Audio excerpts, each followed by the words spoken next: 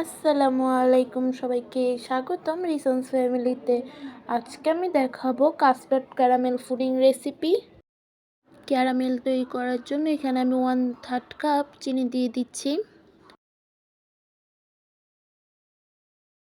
এখন চিনিগুলো মেল্ট হয়ে গিয়েছে, আমি এগুলোকে এখন একটি মোল্ডে নিয়ে নিব।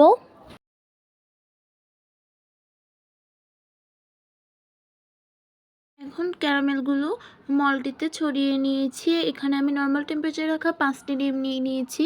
এখন ডিমগুলোকে ভেঙে নিচ্ছি। এখন ডিমগুলোকে ভালোভাবে ফেটিয়ে নিচ্ছি। এখন এখানে হাফ কাপ পরিমাণে চিনি দিয়ে দিচ্ছি। মিষ্টির পরিমাণটা আপনারা বাড়িয়ে কমিয়েও দিতে পারবেন। এখানে 1 চিমটি লবণ দিয়ে দিচ্ছি, আপনারা চাইলে স্কিপও করতে পারবেন। এখন এখানে আমি 2 টেবিল চামচ গুঁড়া দুধ দিয়ে দিচ্ছি, এতে ভালো একটি টেস্ট আসবে। এখন এগুলো মিক্স করে নিচ্ছি। এখন চিনিগুলো গলা পর্যন্ত ভালোভাবে মিক্স করে নিতে হবে। এখন এখানে আমি 1 টেবিল চামচ কাস্টার্ড পাউডার দিয়ে দিচ্ছি। এখন সব কিছুকে ভালোভাবে মিক্স করে নেওয়া হয়ে গিয়েছে। এখন এখানে আমি 1 লিটার দুধকে ভালোভাবে জাল করে নিয়েছি। এখন এই দুধগুলোকে ডিমের মিশ্রণটির সঙ্গে দিয়ে দিচ্ছি। এখন এগুলোকে ভালোভাবে মিক্স করে নিচ্ছি। এখন এগুলোকে ছেঁকে নেব, এর জন্য এখানে একটি স্ট্যান্ড নিয়ে নিয়েছি এবং নিচে আরেকটি বাটি দিয়েছি। এখন এগুলোকে এভাবে করে স্ট্যানারে ছেঁকে নিচ্ছি। এখন ডিমের এই বাকি অংশটিকে ফেলে দিব। এখন এই মিশ্রণটিকে ক্যারামেলের সঙ্গে দিয়ে দিচ্ছি।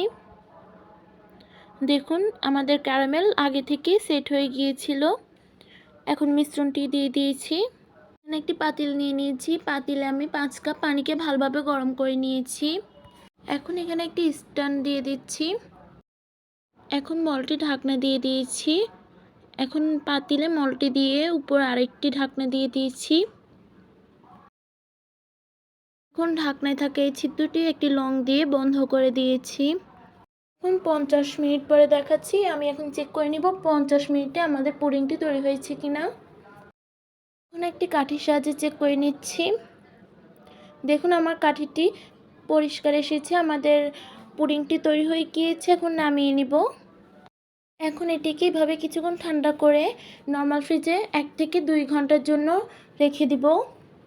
এখন আমি 1 ঘন্টা পরে পুডিংটি বের করে নিয়েছি।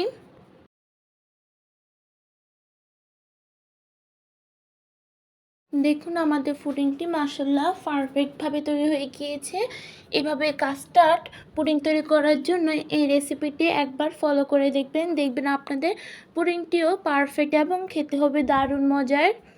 আমার আজকের ভিডিওটি এ পর্যন্ত। ভালো লাগলে অবশ্যই লাইক কমেন্ট শেয়ার করে দিবেন এবং যারা ফেসবুক পেজ থেকে দেখছেন তারা লাইক কমেন্ট শেয়ার করবেন এবং ফলো করে দিবেন। আসসালামু আলাইকুম।